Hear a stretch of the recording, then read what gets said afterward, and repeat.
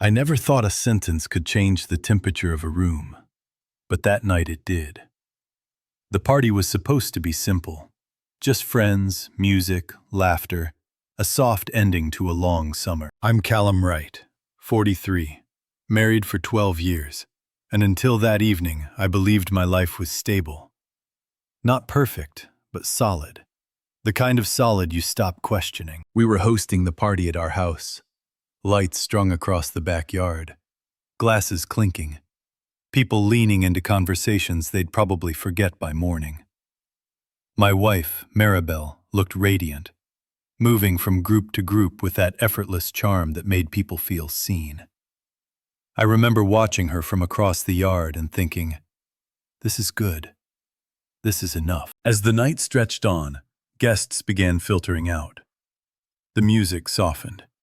Chairs scraped against the patio as people said their goodbyes. Someone hugged me and joked that we threw the best parties. I smiled, thanked them, feeling that quiet pride you get when things go right. Maribel stood near the fire pit with a half-empty glass of wine, laughing a little too loudly at something I didn't catch. I walked over, put my hand lightly at the small of her back. She stiffened. It was subtle, but I felt it. That should have been my first warning, but I ignored it. After a decade together, you learn to excuse small things. When only a handful of people remained, Maribel tapped her glass with a spoon. The sound cut through the conversations. Before everyone leaves, she said, smiling, I just want to say something. I assumed it was a toast, a thank you, something polite. People turned toward her, faces open, expectant. I stood beside her, arms still around her waist, waiting. She took a breath, a long one, and said, I think it's time I stopped pretending everything is fine. The smile disappeared. The air shifted. Someone laughed awkwardly, thinking it was a joke. It wasn't. She continued, I've been living a lie, and it's not fair to anyone anymore. I felt my arm drop from her back. My heartbeat moved into my ears. She looked at me then, not with anger, not with sadness, but with a strange relief.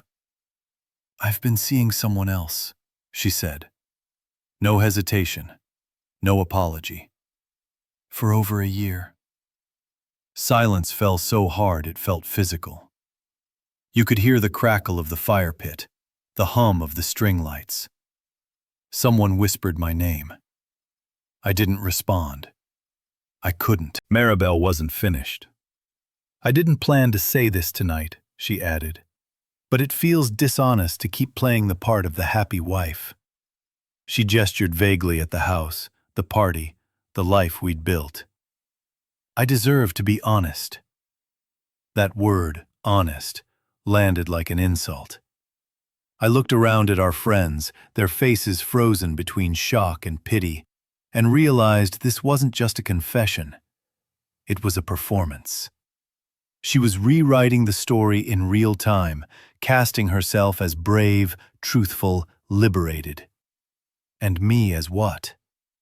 The obstacle. No one spoke. No one moved. I felt strangely calm, like my body had shut down something essential to protect itself. I didn't ask who it was. I didn't ask why. I already knew the answers wouldn't help. Maribel set her glass down and said, I think I'll stay at a hotel tonight. Then she picked up her purse. Just like that. A few people stood, unsure what to do. Someone muttered an apology to me. Another hugged Maribel before catching herself, embarrassed. Within minutes, the yard was empty. The party was over. I stood alone under the lights we'd hung together, listening to the quiet that followed disaster. Inside, the house smelled like spilled wine and extinguished candles. I sat on the edge of the couch and stared at the wall where our wedding photo hung. We looked younger there. hopeful. I thought about all the small moments I'd dismissed. Late nights, password-protected phones, sudden trips with vague explanations. I'd told myself not to be paranoid. Trust your wife. Be secure. Don't be that guy. Now I understood the cost of that silence. Maribel texted an hour later. She said she was sorry for how it came out, but she couldn't keep lying. She said she hoped we could be civil. I read it once and set the phone down. There was nothing to respond to. She'd made her choice publicly, decisively. I didn't need to argue my way into dignity. I needed to reclaim it. That night I slept in the guest room, not because I couldn't face our bed, but because it no longer felt like ours. In the morning, I packed a bag. I didn't leave in anger. I left with clarity. Over the next days, people reached out, offering sympathy, advice, theories. I thanked them and kept my answers short. I wasn't interested in spectacle anymore. Maribel had taken care of that. What surprised me was how light I felt once I stopped carrying the confusion. Betrayal hurts, but uncertainty erodes you. Once the truth was out, ugly as it was, the path forward became simple. Not easy, simple. I contacted a lawyer. I separated our finances. I moved into a small apartment across town. Weeks later, I ran into someone from the party at the grocery store. They looked uncomfortable, like they were afraid to remind me. I smiled and said I was fine. And I was. Not healed, not whole, but awake.